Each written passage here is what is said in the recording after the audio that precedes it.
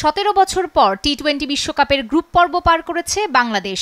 তবে শুরুটা হয়েছে হতাশার। উন্নতি নেই টাইগারদের ব্যাটিংয়ে। অ্যান্টিগারে যেই মাঠে টি-20 ফরম্যাটে অনায়াসেই 180-র ওপরে রান ওঠানো সম্ভব, সেখানে অস্ট্রেলিয়ার বিপক্ষে একেবারেই ব্যর্থ ছিল বাংলাদেশের ব্যাটাররা। তাওহিদ হৃদয় ছাড়া আর কেউই দায়িত্ব নিয়ে খেলতে পারছেন না।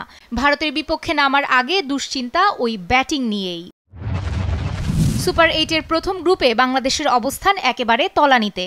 অন্যদিকে অস্ট্রেলিয়া ও ভারত একটি করে ম্যাচ জিতে আছে, যথাক্রমে 1 ও 2-এ। তাই সেমিফাইনাল খেলতে হলে ভারতের বিপক্ষে ম্যাচটা জিততে হবে শান্ত সাকিবদের।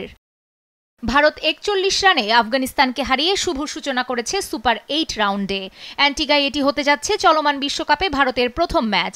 আর বাংলাদেশ কন্ডিশন কিছুটা আঁচ করেছে অস্ট্রেলিয়ার বিপক্ষে একটা ম্যাচ খেলে। ওয়ালটন এসিতে ইনস্টলেশন একদম ফ্রি।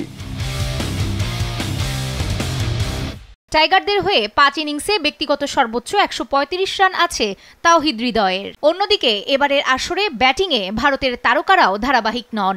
তাদের কোনো খেলোয়াড়ই নেই চলতি আসরের শীর্ষ 16 জন রান সংগ্রাহকের তালিকায়। ঋষভ পন্থ 116 রান করেছেন 4 ইনিংস খেলে। তবে আসরের সর্বোচ্চ উইকেট শিকারীর তালিকায় শীর্ষ 5-এ নাম আছে আর্শদীপ সিংয়ের। 5 ইনিংস খেলে 10 উইকেট শিকার করেছেন ভারতীয় এই বাঁহাতি পেসার। বোলিংয়ে বাংলাদেশের তানজিম সাকিব আর রিশাদ হোসেনও নজর কেড়েছেন। দুজনেরই 9টি করে উইকেট আছে। টি-20 বিশ্বকাপে এ পর্যন্ত 4 ম্যাচে মুখোমুখি হয়েছে দুই দল, যার সবকটি হেরেছে লাল সবুজরা। তবে সেসব হিসেব ভুলে সেমিতে ওঠার লড়াইয়ে টাইগারদের খেলতে হবে নিজেদের সেরাটা দিয়ে। ভারতের পর সুপার 8-এ বাংলাদেশের শেষ প্রতিপক্ষ আফগানিস্তান।